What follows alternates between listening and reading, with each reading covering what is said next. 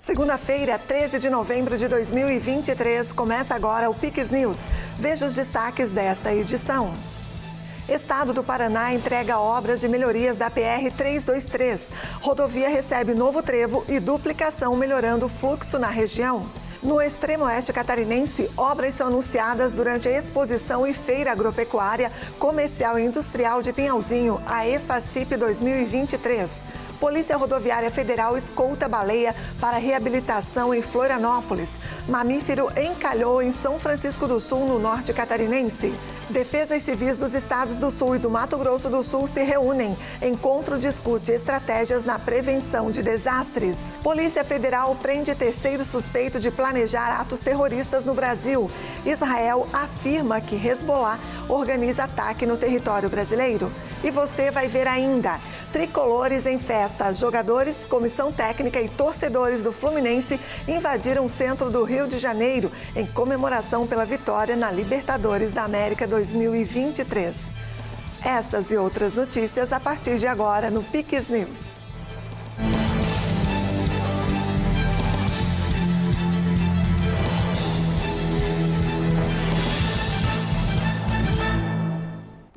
Olá, obrigada pela companhia. Nós estamos ao vivo agora, 8h02.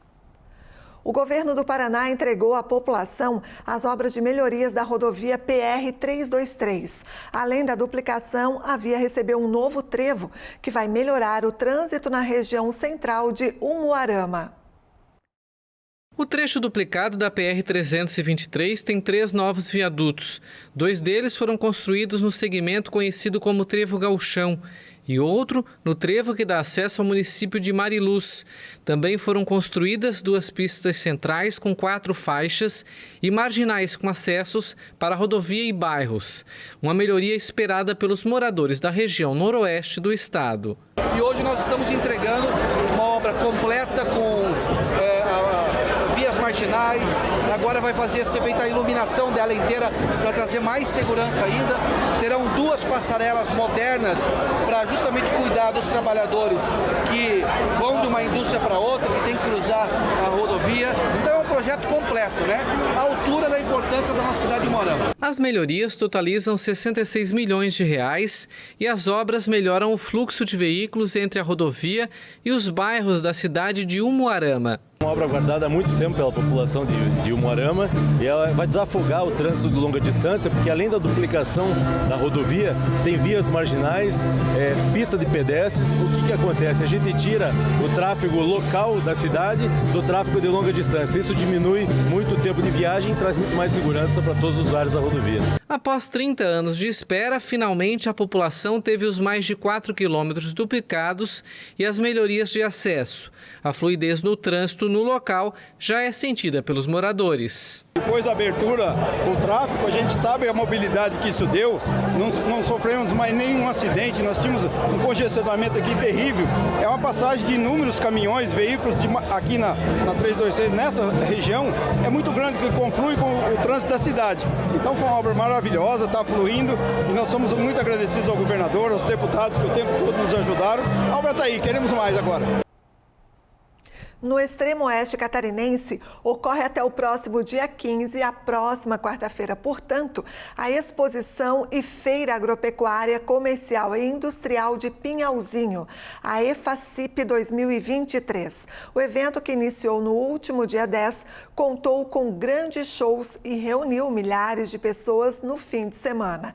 Na abertura do evento, o governador catarinense aproveitou os holofotes para anunciar 2 obras na região. A solenidade de abertura da EFACIP 2023 ocorreu na noite da última sexta-feira. A grande atração da noite era o show nacional de Luan Santana, mas o governador de Santa Catarina, Jorginho Melo, esteve presente no evento e aproveitou a oportunidade para anunciar 2 grandes obras no município: a construção do aeroporto de Pinhalzinho e a pavimentação da SC 160. O aeroporto terá uma pista de 1.500 metros de extensão e 30 metros de largura. O investimento previsto é de R$8 milhões, que será custeado pelo governo estadual. Nós vamos fazer também o anúncio do asfaltamento do aeroporto. Nós vamos ajudar a prefeitura com 8 milhões. Vamos colocar no plano aeroviário do estado que está fora, não existe o aeroporto. Então ele está na terra, hoje nós vamos fazer um aeroporto para ter avião voando também em Pinhalzinho.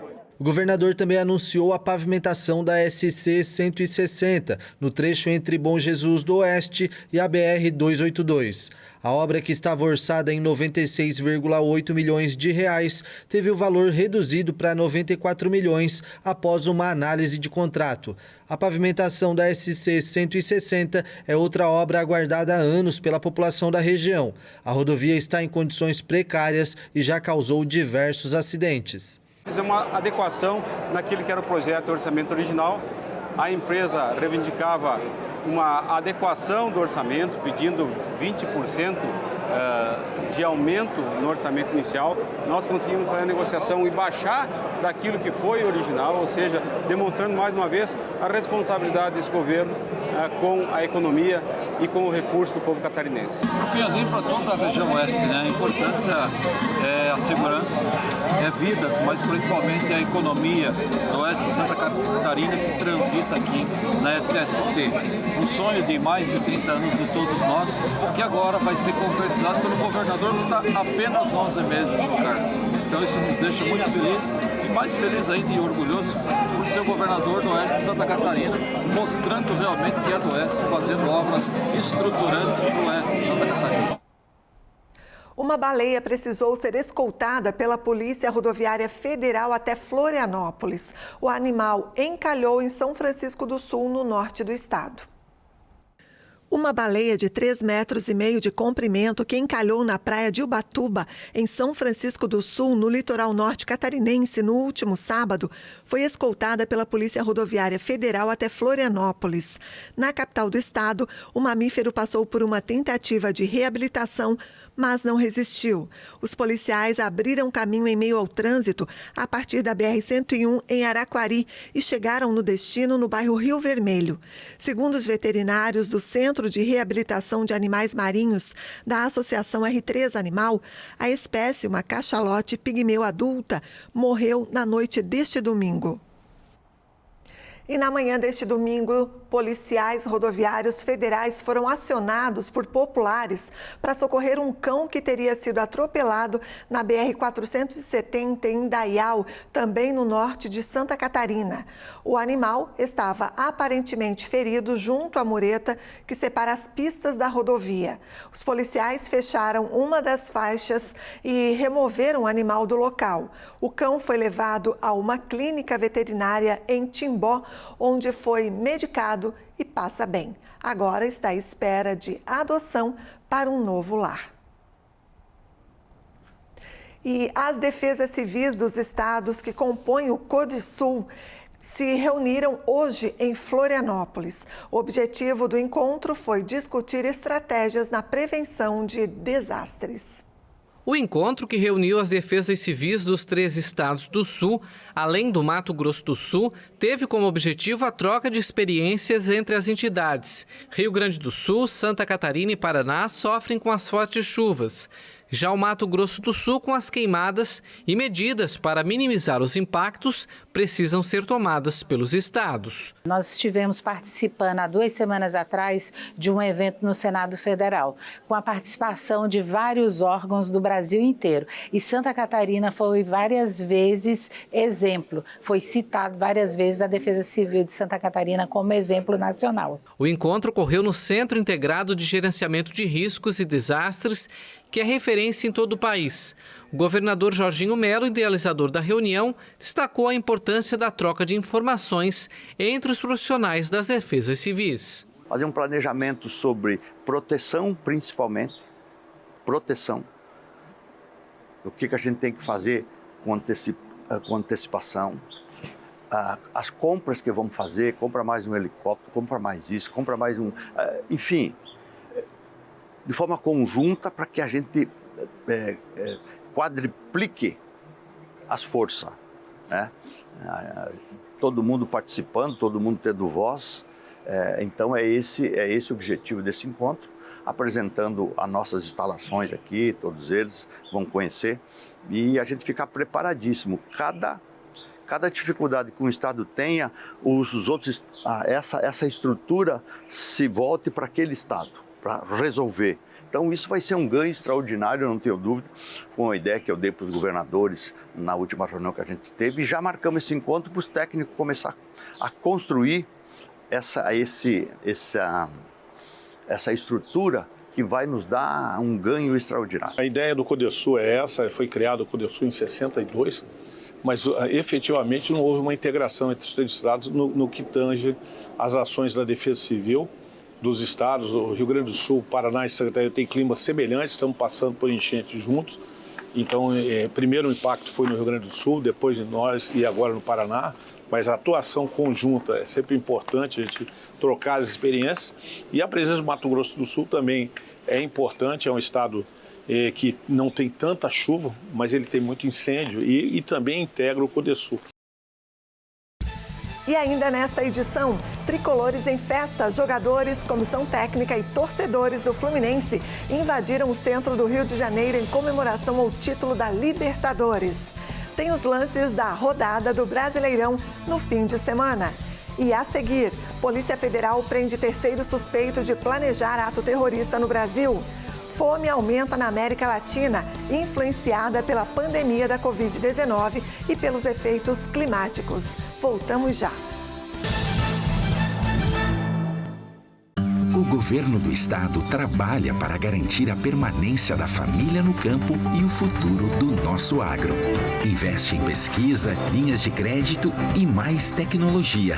Os projetos apoiam iniciativas, facilitam a aquisição de equipamentos e possibilitam a inclusão digital. Através da Secretaria de Agricultura, oferece cursos técnicos específicos para o jovem do campo. Aqui, o agro é levado a sério. Governo de Santa Catarina. Melgarden Floricultura e Paisagismo. Serviços especializados em instalações de jardins verticais, buquês para presente, paisagismo interno e externo. Grande variedade de orquídeas, plantas, vasos, fertilizantes, terra e substrato. Na Rua Lajeado 369, bairro Pinguirito, em Garopaba.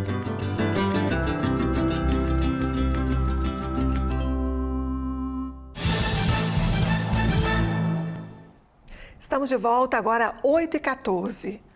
A Polícia Federal prendeu um terceiro suspeito de planejar atos terroristas no Brasil. Israel afirma que o grupo libanês Hezbollah organizou um ataque contra alvos israelenses e judeus no território brasileiro. A Polícia Federal prendeu um terceiro suspeito de ter participado de preparativos para supostos atos terroristas no Brasil, que, segundo Israel, estavam relacionados ao grupo libanês Hezbollah. A corporação informou em nota que efetuou a prisão de mais um investigado por volta das 18 horas deste domingo, na cidade do Rio de Janeiro. A Polícia Federal lançou na quarta-feira passada uma operação em 3 estados do país, com mais de uma dezena de incursões, para interromper atos preparatórios de terrorismo, mas sem especificar possíveis alvos ou apontar qualquer vínculo com grupos estrangeiros. 2 pessoas já haviam sido detidas em São Paulo. Segundo o Mossad, a agência de inteligência de Israel, que disse ter colaborado com os serviços de segurança nacionais, a célula terrorista planejava um ataque contra alvos israelenses e judeus no Brasil. Autoridades brasileiras criticaram as afirmações de Israel. O ministro da Justiça, Flávio Dino, repudiou o que chamou de conclusões antecipadas com fins de politização. Em audiência realizada na sexta-feira, os 2 primeiros suspeitos presos negaram veementemente os fatos. As operações antiterroristas são incomuns no Brasil. As investigações sobre as supostas operações do Hezbollah na América do Sul se concentram na região de fronteira entre Brasil, Argentina e Paraguai, países com uma importante população de origem libanesa. Segundo os Estados Unidos, o Hezbollah é financiado na região, apoiando o crime organizado com lavagem de dinheiro. Um relatório da FAO alerta que pelo menos 43 milhões de pessoas passaram fome na América Latina e no Caribe no ano de 2022. O impacto da pandemia da Covid-19, a crise climática e a guerra na Ucrânia influenciaram nas estatísticas regionais.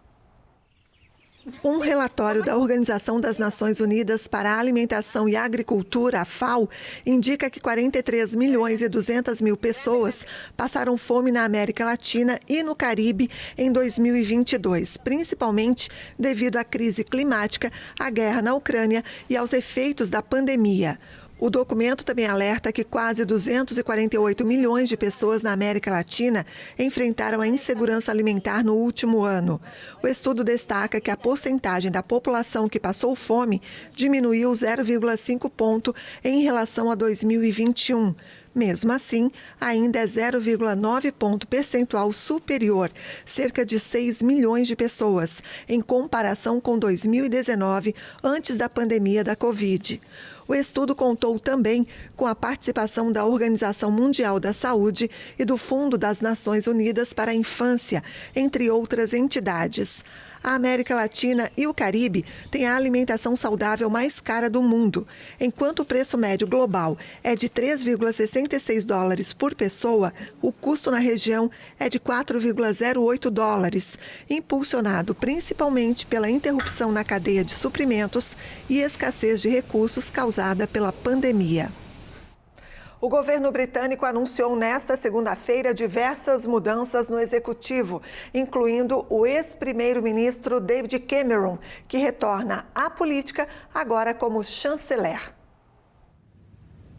Mudanças no governo britânico. O primeiro-ministro Rishi Sunak demitiu a secretária do Interior, Suella Braverman, depois que ela criticou a polícia e se envolveu em diversas controvérsias. O cargo passou para James Cleverly, que ocupava a chancelaria, o que levou ao retorno inesperado à política do ex-primeiro-ministro David Cameron como novo chanceler.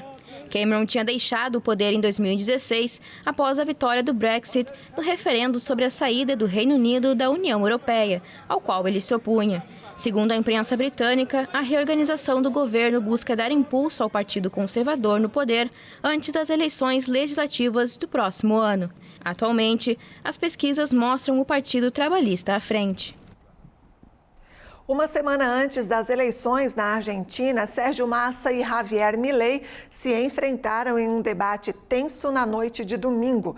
Empatados nas pesquisas, eles tentaram conquistar os últimos votos dos indecisos. O ministro da Economia, Sérgio Massa, e o candidato da ultradireita, Javier Milei, trocaram acusações no debate presidencial com termos como ladrão e desequilibrado mental, em uma tentativa de atrair os últimos votos a uma semana do segundo turno da eleição na Argentina. Milei, um economista que se define como anarcocapitalista, atacou Massa ao afirmar que ele é parte do que chamou de casta corrupta de ladrões. Frente a essas mentiras que han dicho que eu... Diante dessas mentiras que disseram que falei que não deveríamos fazer comércio com a China ou com o Brasil, digo que isso é falso. É uma questão privada. Não tem por que o Estado se meter, porque cada vez que o Estado se mete, gera corrupção e se paga com a queda do bem-estar dos argentinos. Caída no bem-estar dos argentinos. A ruptura do Mercosul, a ruptura das relações com o Brasil e a ruptura das relações com a China representam 2 milhões de empregos a menos e um impacto das exportações argentinas de 28 bilhões de dólares. A política exterior não pode ser regida por caprichos, não pode ser regida por ideologias, deve ser regida pelo interesse nacional. No primeiro turno, em 22 de outubro, Massa ficou em primeiro lugar com quase 37% dos votos, seguido por Milei, com 30%. O próximo presidente argentino vai assumir o poder em 10 de dezembro para um mandato de 4 anos. Um desabamento de um túnel na Índia deixou pelo menos 40 trabalhadores presos neste domingo. A obra faz parte de um projeto criado para melhorar as conexões com alguns dos santuários hindus mais populares do país. As autoridades informaram que cerca de 200 metros do túnel desabaram. As equipes seguem com as operações para tentar retirar os funcionários, mas os destroços continuam caindo, dificultando o trabalho. O desabamento ocorreu neste domingo na região do Himalaia, quando um grupo de trabalhadores saiu do túnel e a equipe seguinte chegava. Imagens divulgadas pelas equipes de resgate mostram enormes blocos de concreto bloqueando o túnel, com barras de metal retorcidas no telhado saindo dos escombros. O túnel de 4,5 km de comprimento está sendo construído para conectar os 2 importantes santuários hindus da região. Este túnel faz parte do projeto Chardhan Road, concebido para melhorar as conexões com alguns dos santuários hindus mais populares do país, assim como as regiões próximas da fronteira com a China. Os acidentes em grandes canteiros de obras de infraestrutura são recorrentes na Índia. O governo austríaco informou que vai indenizar homossexuais que há décadas enfrentam processos por conta de antigas leis discriminatórias que vigoravam no país. Cerca de 11 mil pessoas deverão receber a indenização. A Áustria vai indenizar milhares de homossexuais que há décadas enfrentam processos por orientação sexual. O anúncio foi feito nesta segunda-feira pela ministra da Justiça, Alma Zadig.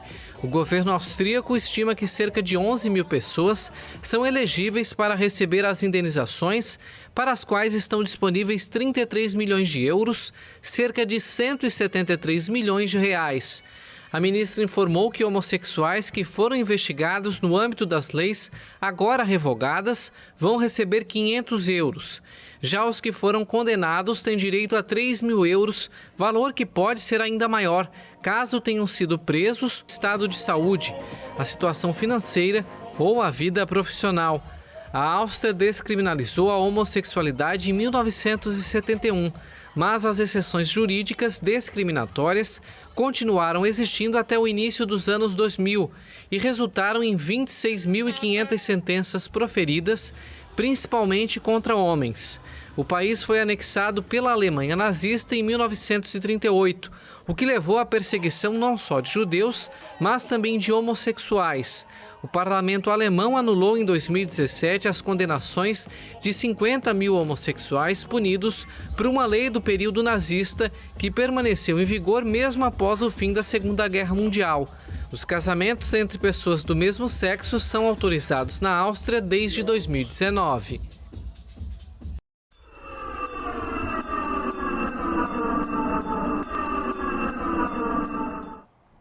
As Nações Unidas afirmaram nesta segunda-feira que vão suspender a entrega de ajuda humanitária na faixa de Gaza por falta de combustíveis. Em declarações recentes, o primeiro-ministro de Israel, Benjamin Netanyahu, afirmou que não vai permitir a entrada de combustível no enclave palestino enquanto todos os reféns não forem libertados pelo grupo terrorista Hamas. A Agência da ONU para os Refugiados Palestinos alertou que suspenderá em 48 horas as operações de ajuda em Gaza devido à falta de combustível no território palestino, que se encontra cercado e devastado pelos combates entre Israel e o grupo terrorista Hamas desde o dia 7 de outubro. O anúncio foi feito pelo diretor da entidade, Thomas White, na rede social X, o antigo Twitter. O dirigente explicou que a falta de combustível vai privar 200 mil pessoas de terem acesso à água potável, uma vez que 2 dos principais fornecedores não têm como abastecer caminhões para efetuar a entrega do insumo.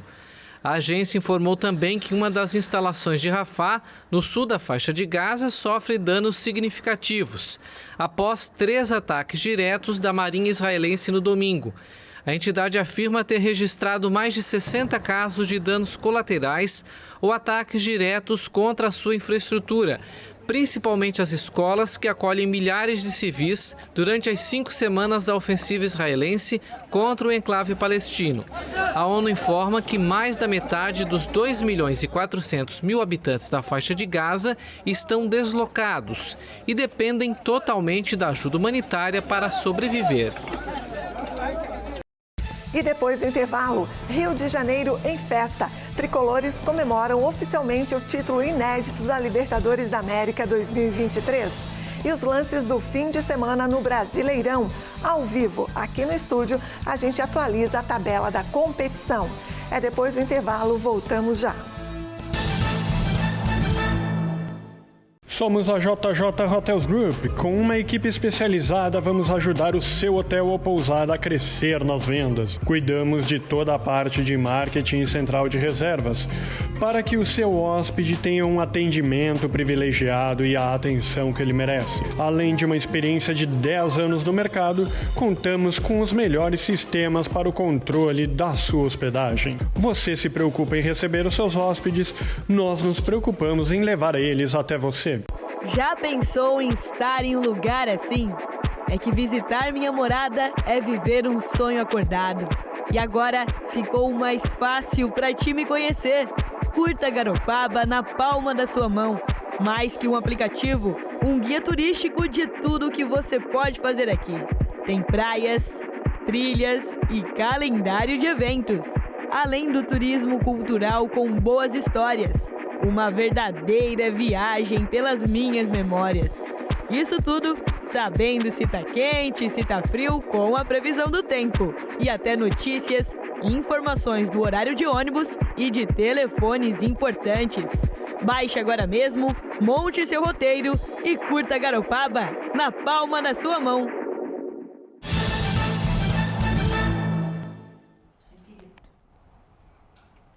Estamos de volta, agora são 8h27.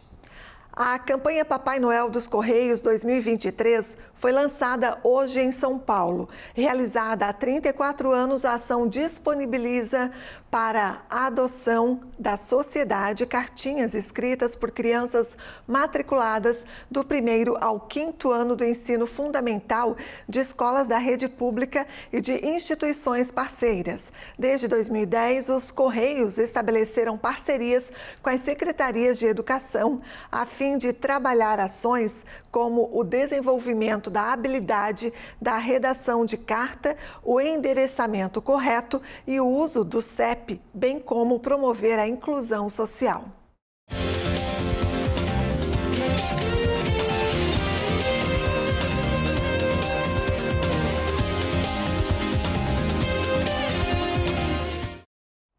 Mais de uma semana depois do título da Copa Libertadores da América, jogadores e torcedores do Fluminense se reuniram no centro do Rio de Janeiro para comemorar a vitória. Esta foi a primeira vez que o tricolor carioca venceu o campeonato. O título da Copa Libertadores da América foi conquistado há mais de uma semana, mas os tricolores não se cansam de comemorar. Neste domingo, os jogadores, comissão técnica e torcedores fizeram uma enorme festa no centro do Rio de Janeiro. O clube estimou que 200 mil pessoas estiveram presentes e a polícia afirmou que mais de 100 mil torcedores pintaram as ruas de verde, branco e grená. É muito emocionante ter um título inédito pra gente e poder viver isso. Tem pessoas que infelizmente não estão mais aqui e não puderam aproveitar esse momento, viver esse momento de emoção do nosso da nossa primeira taça da América. É um sentimento inexplicável, a gente não consegue parar de dormir pensando, acorda pensando, a bandeira enrolada, abraçado dormindo, uma coisa maravilhosa. Tô há uns 30 dias usando a camisa do Fluminense por dia e o guarda-roupa já acabou e tem que comprar mais porque acabou, velho. Tem que comemorar todo dia. A festa contou com trio elétrico e shows. O Fluminense venceu a Copa Libertadores da América 2023 no dia 4 de novembro, ao derrotar o Boca Juniors no Maracanã. Essa foi a primeira vez que o clube conquistou o título. Segunda-feira é dia de Pix Esportes e o Vinícius já está aqui comigo para trazer as informações esportivas. O Campeonato Brasileiro está na reta final e teve rodada cheia no fim de semana, inclusive trazendo novo líder. É isso mesmo, Vini. Boa noite, bem-vindo. É isso mesmo, Andréia. Uma boa noite para você e uma boa noite para você que nos acompanha aqui no Pix News. Temos novo líder, sim. O Palmeiras botou o Colorado na roda ainda no sábado, na abertura dessa 34ª rodada do Brasileirão e assumiu a ponta da tabela. Nós vamos trazer a tabela atualizada daqui a pouquinho, mas antes vamos ver os gols, começando com as 3 partidas realizadas no último sábado. Na luta contra o rebaixamento, o Coritiba recebeu o Cruzeiro na Vila Capanema e conseguiu segurar a Raposa na zona da degola. Com Robson aos 45 minutos da segunda etapa, o Coxa fez o gol da vitória e ficou por isso. Coritiba 1, Cruzeiro 0. Sábado também foi dia de clássico carioca. Flamengo e Fluminense se enfrentaram no Maracanã. No primeiro tempo só deu Mengão e de tanto insistir aos 46, Arrascaeta abriu o placar. Na segunda etapa, o Flu voltou com o time mais ofensivo e aos 17 minutos conseguiu o empate com o Ione Gonzalez. E para fechar os jogos de sábado, tivemos Palmeiras e Internacional na Arena Barueri. No primeiro tempo, Zé Rafael teve mais sorte que juízo. A bola sobrou, ele emendou a bomba, contou com desvio na defesa que acabou matando o goleirão colorado. No segundo tempo, Hendrick ampliou. E no finalzinho, Rony liquidou a partida, fazendo o terceiro livre de marcação. Final, Palmeiras 3, Inter 0. O Palmeiras levou a sorte grande. Isso porque nenhum dos principais concorrentes ao título venceram no domingo. O único jogo da rodada que ficou 0-0 foi Santos e São Paulo lá na Vila Belmiro. Nos outros jogos, pelo menos um golzinho saiu. Vamos conferir começando com o jogo mais importante desta rodada. Botafogo em Bragantino, confronto direto pelo título. O Bragantino recebeu o Fogão em Bragança Paulista e logo aos 3 minutos, Thiago Borbas aproveitou a sobra e empurrou para o fundo das redes.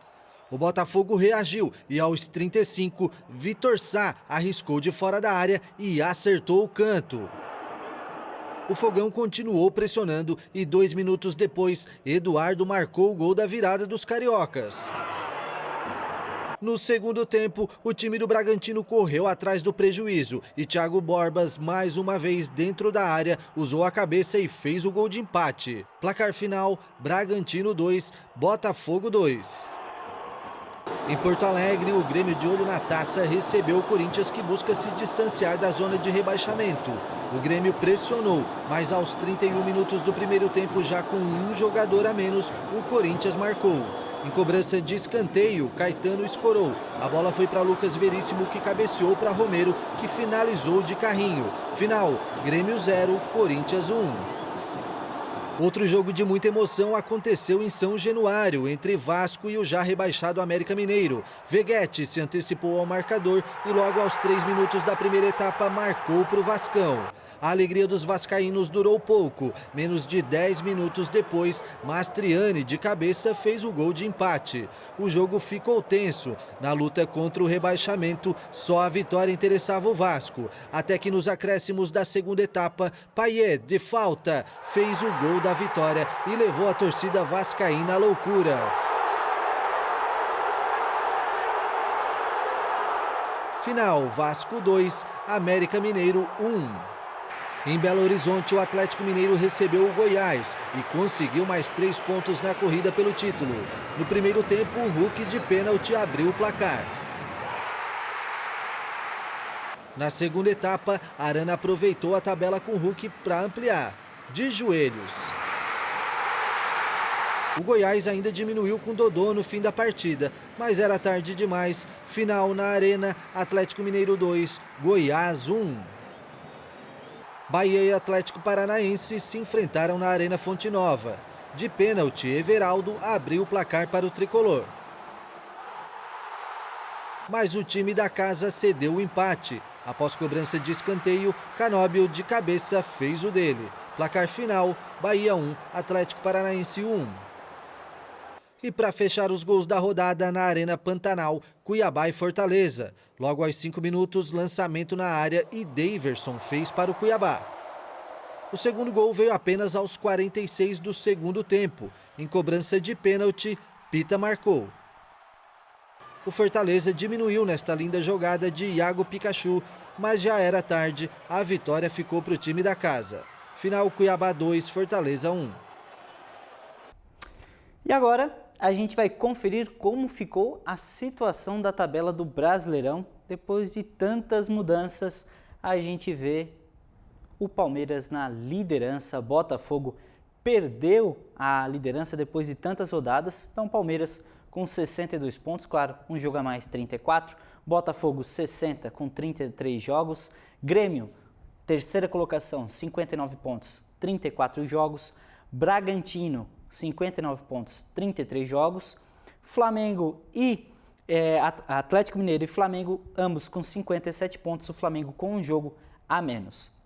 Essa é a parte de cima da tabela. Depois a gente tem aqui Atlético Paranaense, que briga ainda por uma pré-Libertadores. Complicada a situação do Atlético Paranaense. Se o Flamengo aí fazer mais 3 pontinhos, o Flamengo fazendo mais 3 pontos, o Atlético Paranaense já não vai conseguir mais alcançar. 6 pontos, perdão. O Atlético Paranaense não vai mais conseguir a pré-Libertadores. Agora, mudando a outra parte da tabela, aí a gente vai começar de baixo para cima. América Mineiro e Coritiba já rebaixados. Aí, pessoal brigando para não cair. Goiás, Cruzeiro. Goiás com 35, Cruzeiro com 37. Cruzeiro com 2 jogos a menos aqui. Bahia com 38 pontos e 34 jogos. Vasco da Gama, 40 pontos e 33 jogos. Santos, 42 pontos. Internacional, 43 pontos. Daqui para cima, o pessoal já pode ficar até um pouco mais tranquilo com relação ao rebaixamento. Mas a partir, principalmente, de Santos até o Bahia aqui, é onde a situação está mais complicada para ocorrer essa zona do rebaixamento, cair para a segunda divisão nesse Brasileirão bem cheio de mudanças, bem tumultuado na parte de baixo e lá na parte de cima. E falando em mudanças, em tumulto, coisa ali apertada, a gente tem a participação de um dos nossos telespectadores que faz uma pergunta justamente sobre isso. Vamos ouvir? Me chamo Sandro. Você acha que o Flamengo ainda tem chance de ficar entre os 4 no Brasileirão deste ano ainda? Responde aí para mim. Respondo sim, seu Sandro. Primeiramente, obrigado pela participação. E sobre a pergunta do Santos, bastante flamenguistas, muitos flamenguistas estão se perguntando, será que o Flamengo tem chances de já ir direto para a Libertadores, participar ali, ficar entre o G4? Primeiramente, como eu falei anteriormente, ele tem que primeiro pensar em se classificar para a pré-Libertadores. Falando em porcentagem, em chances, o Flamengo hoje para ir para a pré-Libertadores está com 98%, não se confirmou ainda. Para uma Libertadores, sem precisar ter alguma partida antes, participar da pré ali, onde a gente já teve algumas situações até que o próprio Flamengo já caiu na pré, o Flamengo tem 52,52% de chances para ir para o G4. Isso porque a gente vai conferir aqui a tabela de jogos do Flamengo. E você vai ver que o Flamengo tem alguns confrontos diretos. O Flamengo vai enfrentar o Bragantino dentro de casa no Maracanã, a sua próxima partida. Depois o Flamengo joga fora de casa contra o América Mineiro, já rebaixado. Depois o jogo contra outro confronto direto, que é contra o Atlético Mineiro, em casa no Maracanã. Depois o Flamengo vai brigar com o Cuiabá, em casa novamente, brigando com o Cuiabá. O Cuiabá não dá para se dizer que é um time fraco, porque o Cuiabá já venceu o Flamengo na primeira rodada do Brasileirão. E depois o Flamengo joga a última rodada fora de casa contra o São Paulo, campeão da Copa do Brasil. Então assim, o principal concorrente do Flamengo nesse momento é o próprio Flamengo, porque ele tem os confrontos diretos e se ele vencer todos esses 5 jogos, ele vai somar 72 pontos. Só para um critério de comparação, o time que mais precisou pontuar, na verdade foram 2 times que mais precisaram pontuar para se classificar para o G4, foi em 2014, quando o Internacional e o Corinthians precisaram fazer 69 pontos. Então o Flamengo tem que vencer esses 5 jogos, fazer esses 15 pontos e aí sim ir para um G4. Mas primeiro ele tem que pensar em se classificar para a pré-Libertadores. E falando em título também, já que a gente falou em porcentagens, o Flamengo, embora eu ache muito difícil, tem 6,7% de chances para ser campeão brasileiro, mas fica mais complicado também. Vamos pensar por enquanto, torcedores, em uma classificação direta no G4 para a Libertadores. E agora, uma última informação. Na manhã desta segunda-feira, os jogadores e integrantes da comissão técnica da seleção brasileira começaram a se apresentar na Granja Comari, em Teresópolis, no Rio de Janeiro, para iniciar os trabalhos de preparação dos confrontos contra Colômbia e Argentina pelas eliminatórias da Copa de 2026. Hoje também ocorreu a desconvocação do goleiro Ederson do Manchester City da Inglaterra após se queixar de dores no pé esquerdo depois do jogo contra o Chelsea. O goleiro teve a convocação adiada para a realização de exames e aí foi comprovado que ele não teve traumas, mas por questão de deslocamento não teria condições de estar disponível no primeiro momento. Para o lugar dele, o treinador Fernando Diniz chamou o Bento do Atlético Paranaense.